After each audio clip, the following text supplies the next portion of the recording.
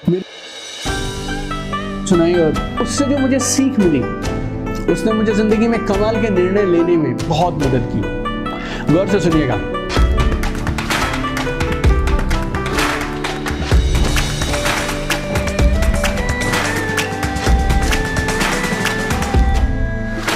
एक बार जापान में एक किसान था, एक छोटे से गांव में रहता था अपनी वाइफ के साथ और अपनी बेटी के साथ। बहुत मेहनत करते थे और चावल उगाया करते थे, धान पैडी उगाया करते थे।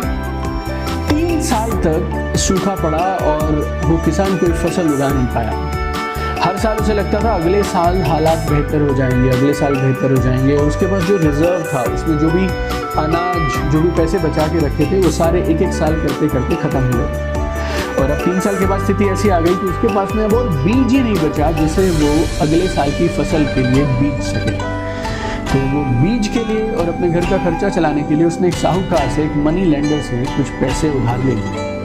और मनी लेंडर से उसने प्रॉमिस किया कि 1 साल के बाद मेरी फसल अच्छी हो जाएगी, फसल को बेच दूंगा और बेचकर आपके पैसे चुका दूंगा। अगले साल भी स्थिति सेम रही और वो ड्रॉट वैसे का वैसा ही रहा और अगले साल भी फसल नहीं हुई। तो अब मनी लेंडर पैसे वापस मांगने आया। तो उसने उसको रिक्वेस्ट किया कि 1 साल का समय आप और दे दीजिए, मैं आपको ब्याज के साथ पैसे चुका दूंगा। अगले साल स्थिति सेम रही। उसने प्रयास बहुत किया लेकिन पानी नहीं हुआ, बरसात नहीं हुई। तो उसकी वजह से तो अब दूसरे साल के बाद भी उसके पास चुकाने के पैसे नहीं थे और फसल नहीं थी। अब ये मनी लेंडर अपने 2-3 लोगों के साथ उसके घर पे पहुंच जाता है और डिमांड करता है कि मुझे तो पैसे आज ही वापस चाहिए। और जब वो शोर मचा रहा था ना, तो पूरा गांव इकट्ठा हो गया, आसपास के लोग सब इकट्ठे हो गए और उस मनी लेंडर ने चिल्लाना शुरू कर दिया और उस किसान की बेइज्जती करना शुरू कर दिया कि अगर आप पैसे लौटा नहीं सकते थे तो मुझसे पैसे आपने लिए ही क्यों, मुझे तो मेरे पैसे आज ही वापस चाहिए। आसपास में जो गांव वाले थे उन्होंने भी समझाया कि ये किसान मजबूर है, इसके पास फसल नहीं हुई तो इसके लिए नहीं चुका रहा, लेकिन वो मनी लेंडर इस बात पे अड़ा रहा कि उसको पैसे आज ही वापस चाहिए। इस सारे शोर को सुनकर किसान की बेटी और किसान की बीवी भी बाहर आ गए, घर से बाहर आ गए।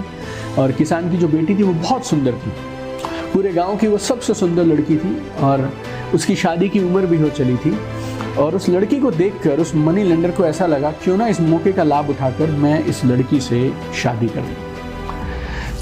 तो वो गांव वालों के सामने, किसान के सामने ये प्रस्ताव रखता है कि अगर आप अपनी लड़की की शादी मुझसे कर देंगे तो मैं आपका लोन सारा माफ़ कर दूंगा और आपके आगे के जीवन के लिए अगर आपको पैसे चाहिए तो मैं आपको वो पैसे भी और दे दूंगा, तो बस आप सिर्फ इस लड़की से मेरी शादी कर दीजिए। अब वो किसान और उसका परिवार ये बिल्कुल नहीं चाहते थे कि उस लड़की की शादी उस मनी लेंडर से की जाए, लेकिन अब उनके पास में कोई चॉइस नहीं है। मनी लेंडर सामने खड़ा है, पूरा गाँव साथ है और सिचुएशन बेहद परेशानी वाली और मुश्किल वाली हो गई है। अब उस लड़की को चुनना है कि वो क्या करे। अब वो मना करती है तो उसके परिवार के पास पैसे देने के लिए है नहीं। ये जो मनी लेंडर है ये उनका खेत, उनका घर, ये सब उनसे छीन लेगा।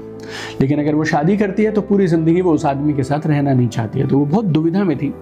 इस पूरी स्थिति को देखकर मनी लेंडर को भी डाउट हो जाता है कि शायद ये लड़की शादी नहीं करेगी।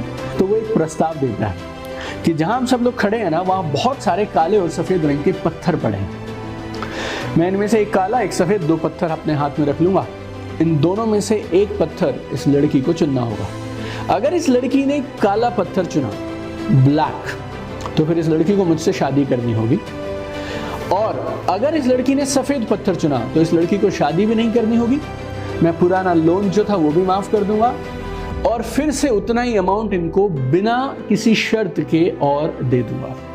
तो अब लड़की ने इस विचार के बारे में सोचा तो उसे लगा कि अगर ना करती हूं तो पैसे चुकाने पड़ेंगे, पैसे चुकाने के लिए है नहीं, घर भी जाएगा, खेत भी जाएंगे। हाँ करती हूं तो कम से कम संभावना तो है कि शायद हम इस सारी मुसीबत से निकल जाएं। और इस संभावना को सोचते हुए उसने हाँ कर दी। तो लैंडलॉर्ड बहुत खुश हो गया, तो उसने जल्दी से पत्थर उठाने के लिए नीचे हाथ किया। उस लड़की ने देख लिया कि इस लैंडलॉर्ड ने दोनों पत्थर काले ही उठाए हैं और काला पत्थर अगर हाथ में आया तो फिर उस लड़की को शादी करनी पड़ेगी। अब वो चाहे तो शोर मचा दे और ये बोलना शुरू कर दे कि लैंडलॉर्ड चीटिंग कर रहा है, लेकिन अगर वो ऐसा करती है तो फिर पैसे देने वाला काम तो फिर भी उसको करना पड़ेगा। अगर वो इस बात को चुपचाप सह जाती है और अगर वो एक पत्थर को उठा लेगी तो उसे ये पक्का पता है कि दोनों हाथों में एक पत्थर काला ही है, तो उसको शादी करनी पड़ेगी। अब गौर से सुनिएगा उस लड़की ने इस स्थिति में क्या किया। बहुत मुश्किल समय है, पूरी जिंदगी का सवाल है, दोनों पत्थर काले हैं हाथ में। उस लड़की ने क्या किया, उस लड़की ने फटाफट काला एक पत्थर हाथ से उठाया और उसे नीचे फेंक दिया। अब वो लड़की बोलती है ये पत्थर तो मुझसे गलती से छूट गया और मुझे पता नहीं ये पत्थर काला था या ये पत्थर सफेद था। क्यों ना एक काम किया जाए, हम ये पता लगाते हैं इस मनी लेंडर के हाथ में कौन सा पत्थर है। अगर इसके हाथ में पत्थर काला है तो मतलब जो पत्थर मेरे हाथ से छूटा है वो पत्थर सफेद था, और अगर इसके हाथ में पत्थर सफेद है तो मतलब जो पत्थर मैंने चुना था वो काला है। अब ये सुनने के बाद मनी लेंडर ये भी नहीं बोल सकता है कि मेरे पास दोनों काले पत्थर थे। अब वो फंस गया, और जब उसका हाथ खुलवाया गया तो उसके हाथ में कौन सा पत्थर था, उसके हाथ में काला पत्थर था, क्योंकि दोनों पत्थर ही काले थे। और क्योंकि उसके हाथ में पत्थर काला है तो इसका मतलब ये साफ है जो पत्थर नीचे गिरा था वो सफेद था।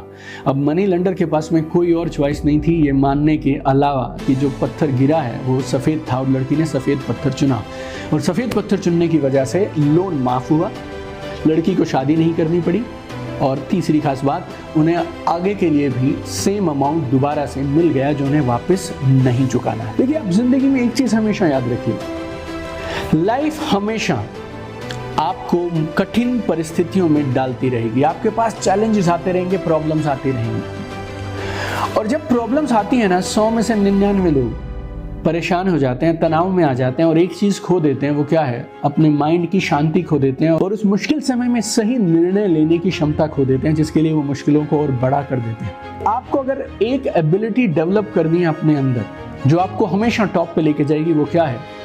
मुश्किल से मुश्किल घड़ी में आपको शांत रहना है, काम रहना है, और सही सोचने की क्षमता को बनाए रखना है। देखिए, जब चीजें सही हैं तो कोई भी सही निर्णय ले सकता है, लेकिन टॉप 1% लोग, जिंदगी के हर क्षेत्र में कामयाब लोग क्या करते हैं, चाहे वो स्पोर्ट्स पर्सन हो जो फील्ड में खेल रहे हो, चाहे वो बिजनेस ओनर्स हो जो बिजनेस की किसी मुश्किल घड़ी में हो, जिंदगी में जीतता वो है जो हर हालात में अपनी सोचने समझने की शक्ति को और क्षमता को बनाए रखता है। आपको मेहनत से और प्रयासों से, लगातार प्रैक्टिस से, शायद मेडिटेशन से, शायद कुछ किताबें पढ़ के, शायद अपने माइंडसेट को धीरे धीरे बदलते हुए इस एक स्किल को डेवलप करना है। वो स्किल क्या है? To stay calm and think clearly in any situation. और ये एक चीज हमेशा आपके लिए गेम चेंजर हो सकती है। जब कभी जिंदगी में आप टफ सिचुएशन में हो ना, अपने आप को सिचुएशन से बाहर रखते हुए, अलग रखते हुए, सिर्फ ये सोचिए इस समय मैं बेस्ट क्या कर सकता हूँ, बेस्ट क्या कर सकता हूँ। जिंदगी में कोई भी आपसे कुछ भी छीन सकता है, लेकिन आपका पीस ऑफ माइंड और आपकी सोचने की क्षमता को नहीं छीन सकता, वो आपका है। और अगर आप उस एक चीज पे टिके रहेंगे ना, जिंदगी में आप हमेशा हर हालात में, हर सिचुएशन में विजेता बनकर बाहर आएंगे। याद रखिएगा, जब जब मुश्किलें आए ऐसा मत बोलिए व्हाई मी, आप ऐसा बोलिए ट्राई मी, क्योंकि जिंदगी की हर मुश्किल, हर परेशानी आपको अगले लेवल के लिए तैयार करती है। I wish you all the very best, और मेरी दिल से दुआ है आपके पास मुश्किलें आए और उन सब मुश्किलों से निकलने की सूझबूझ, विजडम और कमाल के निर्णय लेने की क्षमता भी आपके साथ साथ डेवलप होती चली जाए। I have one dream, I want to see you at the top.